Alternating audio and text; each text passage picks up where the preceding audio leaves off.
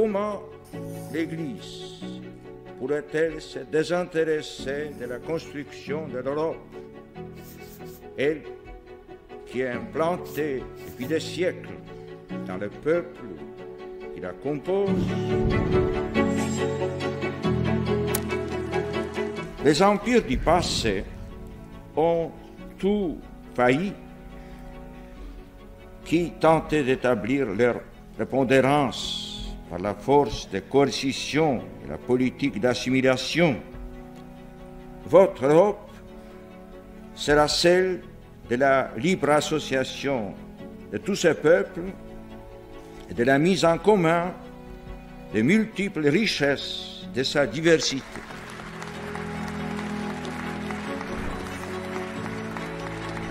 L'intégralisme religieux, sans distinction entre la sphère de la foi et celle de la vie civile, aujourd'hui encore pratiqué sous d'autres cieux,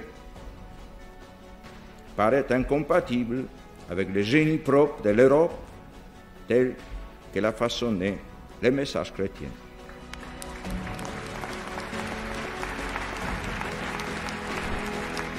Réconcilier l'homme avec la création, en veillant à préserver l'intégrité de la nature, sa faune et sa flore, son air et ses fleuves, ses subtils équilibres,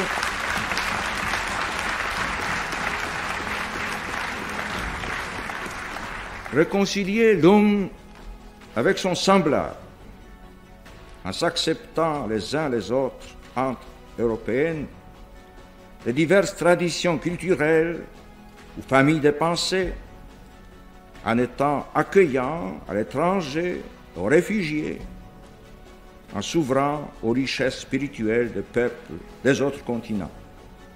Travailler à reconstituer une vision intégrée et complète de l'homme et du monde, à l'encontre des cultures des soupçons, de la déshumanisation.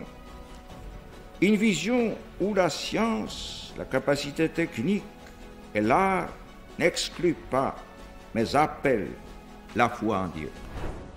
En répondant à votre invitation de m'adresser à votre illustre assemblée, j'avais devant les yeux les millions d'hommes et de femmes européennes que vous représentez. C'est à vous que ceux-ci ont confié la grande tâche de maintenir et de développer les valeurs humaines, culturelles et spirituelles qui correspondent à l'héritage de l'Europe et qui seront la meilleure sauvegarde de son identité, de sa liberté et de son progrès. J'ai prié Dieu de vous inspirer, de vous fortifier dans ce grand destin. Merci.